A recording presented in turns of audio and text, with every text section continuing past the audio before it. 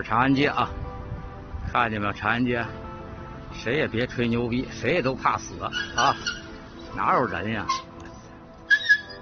这就是最繁华的长安街啊，有人吗？连个人都没有。北京最繁华的长安街啊。疫情相关新闻：6月17日 ，CCP 内部报告，北京新增病例21例，累计确诊病例578例。网友爆料，北京2次疫情远比中共宣传的严重得多。浙江、河北、辽宁、四川4省已出现北京确诊关联病例。因泄露疫情消息，河北三河燕郊街道办工作人员被拘。检验是生意。日均采样40万人，怎样保证安全？40万样本分析需要多久？当初 CCP 不让湖北人入京，现在看看湖北人的伟大。王府中环基本上是王府井大街逼格最高的商场。现在目前为止，它整个里面的物业设施，包括卖的一些产品的档次都是非常高的。大家可以看一眼，基本上属于一种专业的状态。连这个献血车这个附近也是没有人啊，看你基本上是没有什么人的。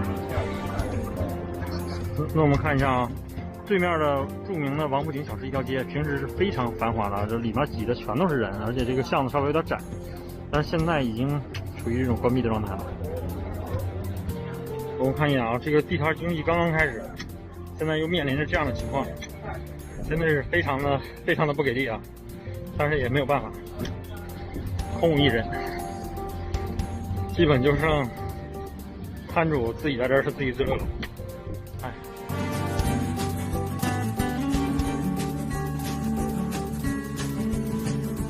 雨街确实太大了，到处都长的是水，特别是那些涵洞啊那些地方啊，积水非常严重，有的都超过了1人多高，车是根本是过不去的。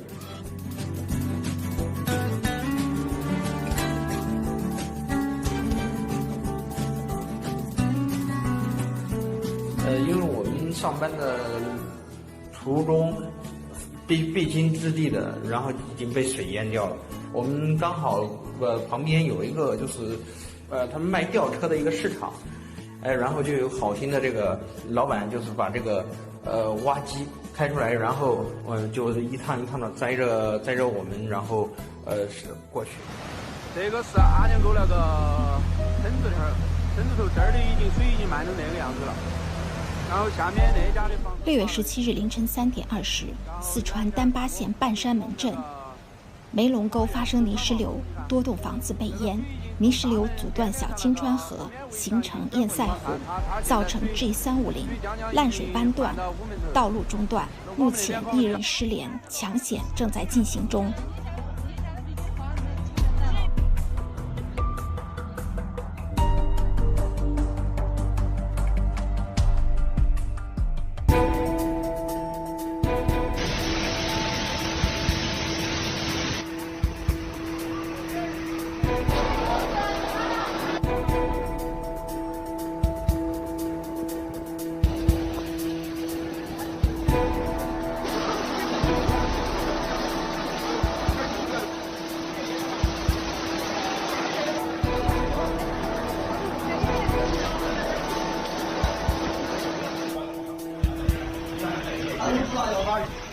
6月16日，四川广安城被淹，当地官媒几乎动用全部力量，上百名记者去跟拍正能量，却对灾区群众受灾程度、灾后安置、灾民诉求、救灾物资供应等实际情况漠不关心。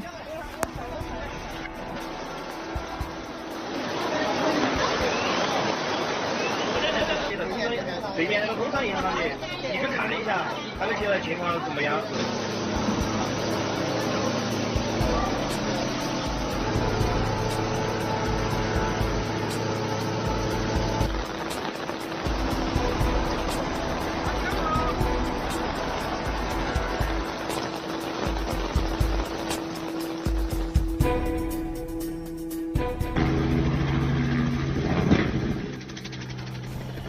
山东高密白蛾虫灾严重，大片农田受灾。6月16日，省能源部派遣的一架喷洒药物直升机坠毁。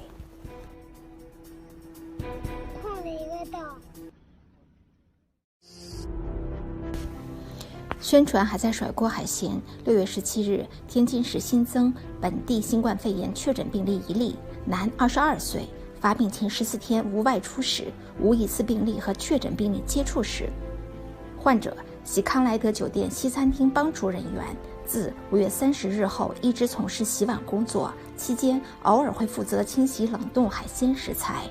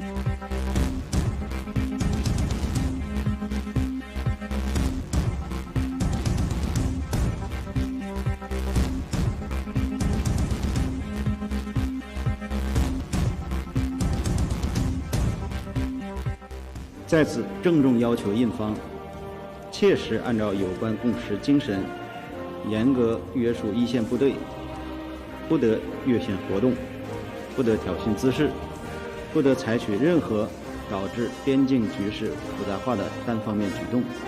中印双方同意继续通过对话协商解决有关问题。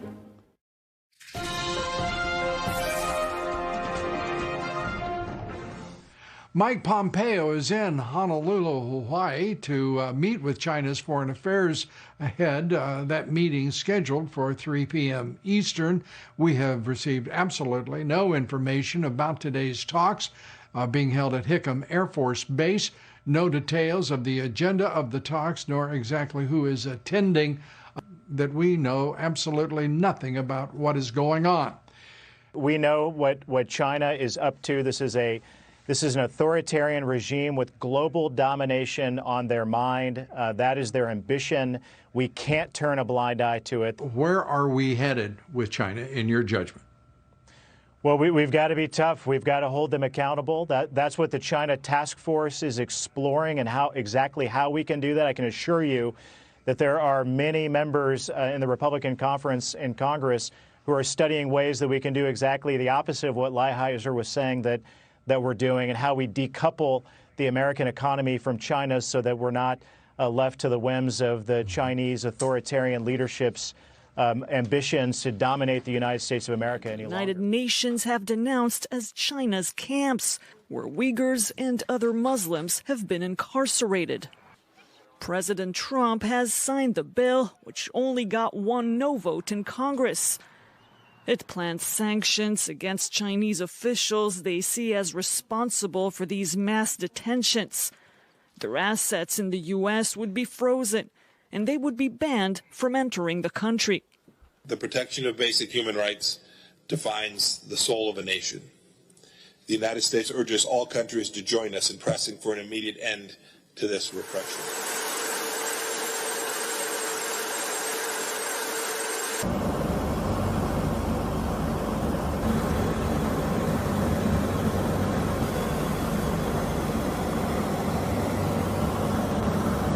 Communist Chinese continue to ratchet up their aggression throughout the Pacific Asia region, and specifically now over the skies of Taiwan. 2 of China's aircraft, the J-10 and X-8, there you see them, entered Taiwan's airspace today and were chased away and warned by Taiwanese fighter jets.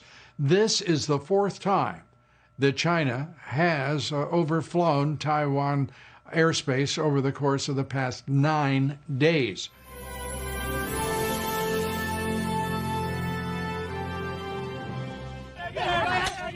An Indian protester smashes Chinese-made phones.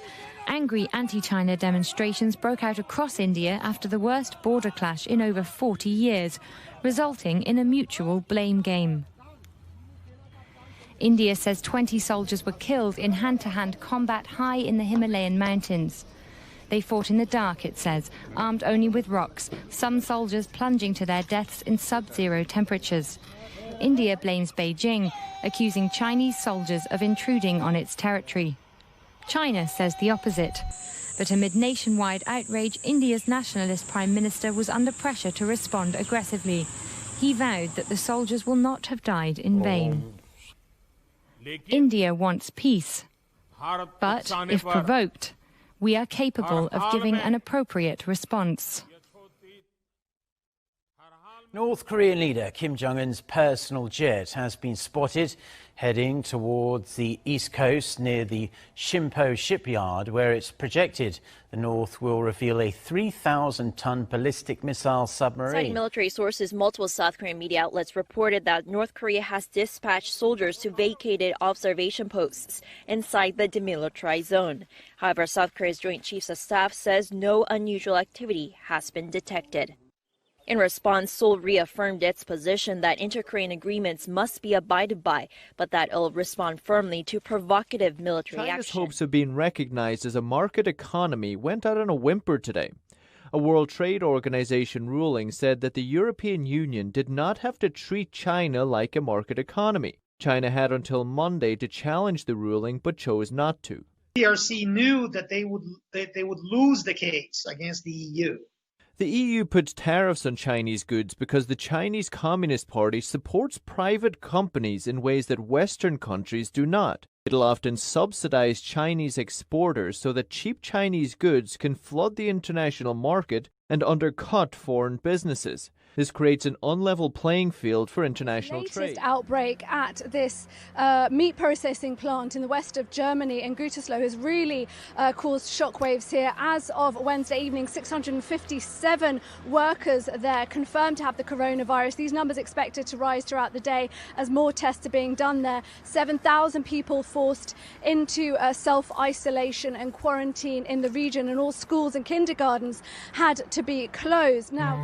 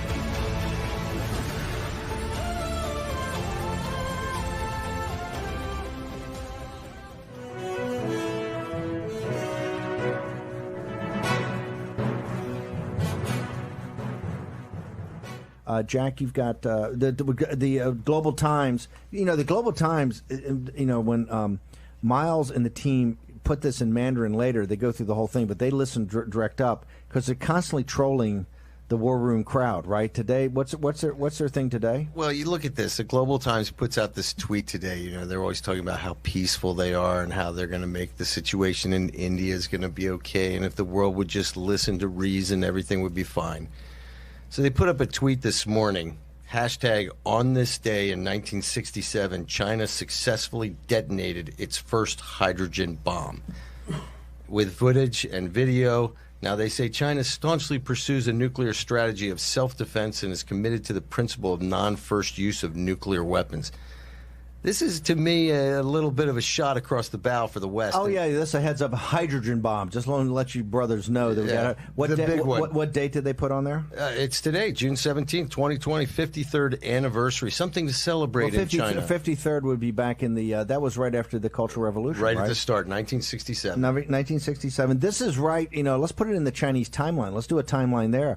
This is right coming off of the failed Great Leap Forward that killed 30 or 40 million people. This is also after the failed, they had the famine, the Great Famine in 58 to 62, that because they had done this collectivization of the peasants, that was, first they tried to industrialize, that was a disaster. Tens of millions of people died. Then, because of forced collectivization on the farms, and remember, the Chinese Communist Party has never done land reform. Lao Beijing, old hunter names, doesn't own the dirt of where his mat rests, okay? No land reform. The Chinese Communist Party owns all the land in China. They never want to talk about that. That was Mao's #1 promise. Support me. Remember, who always gets screwed in these revolutions? The peasants under the Bolsheviks and Lao Beijing, old hunter names in the Chinese Revolution. They're always promised, first off, they're always promised #1, land reform. You're going to own your own land. Guess what they never end up owning? Their own land, okay? So 40 million die in one of the worst mass starvations in history. Then, because he gets so much blowback on 2 epic fails in the Great Leap Forward in that, he's then going to have the Cultural Revolution. Oh, by the way, they're spending a lot of money getting not just nuclear weapons, a hydrogen bomb. The hydrogen bomb, Global Times. Let's put it in the timeline of the agony you put the Chinese people through when you developed a hydrogen bomb. On how many dead bodies was that built? On how many starvations, how many beatings, how many imprisonments, right? The great track record of the Chinese Communist Party. 100 million, you add them up, 100 million of your own citizens who you had promised freedom and liberation. If you see Antifa running around, remember, Antifa comes from the Communist Party. That's from the 1930s, 1940s. It's in after the war. This is the guys to stop the fascists. As bad as those characters were, these actors are just as bad. Here's why: there's no difference in the fascists. They're all gangsters. They're all gangsters. So the Antifa guys, here's what they represent, and the more radical elements of the cultural Marxists out there also. Here's what they represent. They represent what the Chinese Communist Party stands for. It's on the bodies of 100 million dead Chinese citizens. Innocent men, women, and children starved to death, beaten to death, put in prison. Every week on our show, Rachel Maddow and your production staff, you ought to hear the voices of the Chinese and what Voice of America has failed to do. Amanda Bennett and Libby Liu and the whole crowd that's going to get broomed. And you try to make it last night. Bob Gates, tell me about the strategic asset of the Voice of America. You don't care about the Voice of America. What you care about is finally President Trump and the people around him are starting to take action, action, action. The time for talk is over. The time for action is here. And you got the Global Times putting in your face, hey, guess what? Suck on this, India. Our hydrogen bomb, just as a hint. Well, how many dead bodies was that built upon when you built that hydrogen bomb? Let's also not forget that they wouldn't have a hydrogen bomb if it wasn't for Marxist sympathizers here in the West who gave it to the Soviets, who then gave it to the Chinese, and they would definitely not have the ability to send them to us via ICBMs if Bill Clinton had not given them the technology through Loral Space. Loral Space and the Chinese generals walking cash into the Oval Office, right? Into the West Wing. This is the corruption. This is what Donald J. Trump, it gets back to Gates. Gates, this clown, and sir, unfortunately, you are a clown. You're a clown. But put a big red nose on you. The reason China has no allies. China is. But pull the thing up in the book. China has no allies. Hey, guess what? Dave Ramaswamy, Jay Kansar, and Modi, and the people of India, the free citizens of India that vote, a democracy, the biggest democracy in mankind's history, sir, they would disagree with you. Because they say Pakistan, and Brother Gates, let's talk about it. Pakistan's the guys you funded. In the failed wars in Iraq and Afghanistan, you, sir, sent tens of billions of dollars to a country that's aligned themselves with the Chinese Communist Party. And just ask our allies in India, okay? It's not just the intelligence units, the entire apparatus over there. And so now we're going to have a conflict up there. And the Global Times, just to make sure you got a reminder, hey, 53rd anniversary of our hydrogen bomb, Modi, guys in New Delhi, people in Mumbai, right? Just saying, we got one. We got a delivery system, all stolen by American technology. And now you got a firewall, Voice of America, that you could have taken down. But American companies and American technology is keeping it up. That's the lesson for today is embrace the suck, okay?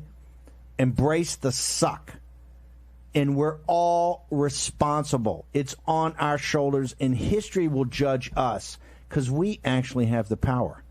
You just have to have the roar of awakening, as the Vedanta tells us. Okay, for tomorrow, we're waiting for the National Pulse since, we could have had all the names, up here and been the hottest show, and people have been linking towards big scoops on War Room. But no, we got to wait to National Pulse to 2 o'clock. It was my choice at 6 p.m. last night to research the name and go to Morton's. No, it was fantastic. We're going to be back tomorrow at 10 a.m.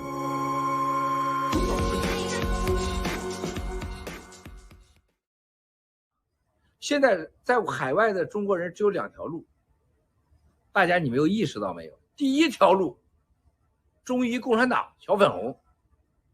那你会看到全世界未来对你的追杀，炒掉你，甚至对你调查。一个是跟新中国联邦，是反共的人，你不要看以为你来了30年了，什么在法拉盛、旧金山、Chinatown，你以为你就不用站队了？不可能，这次西方已经看明白，在冠状病毒、香港运动，这过去这些年和爆料革命的存在，彻底分清楚了2种人，一个就是彻底支持共产党的，一个就支持爆料革命的，中间那些不表态的，那是中间是有立场的，不是没有立场，中间派也有立场。所以我说实在话，新中国联邦现在我知道将成为唯一在西方保护中国人在海外安全，能把这个大灾难来临前保护我们同胞的。所以说硅谷这个地方，旧金山还有太多我们华人在那儿了，现在都糊里糊涂的，都以为我来了10年了，我来20年了，我有美国护照了，我有美国绿卡了，谁能怎么着我呀？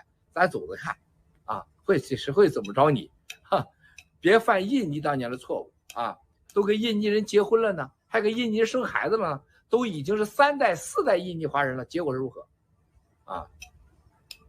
我觉得这个时候非常重要现在接下来华尔街还有像硅谷最亲共的地方，未来是最反共的，因为他们将受到最大的伤害也是他们这个时候我觉得我们要保护同胞，特别是在科技领域文化领域，这些人未来最起码遇到大事有个躲藏的地方，有棵大树可乘凉这就叫新中国联邦。